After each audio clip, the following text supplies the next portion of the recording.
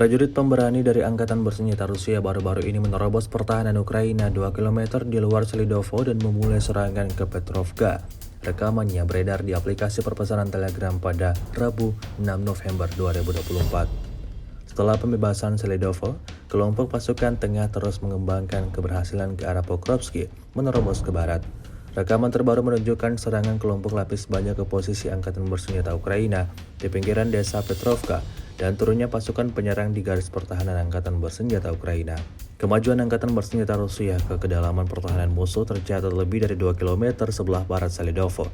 Insiden ini cukup jelas memberikan kerugian panjang pada kubu Zelensky.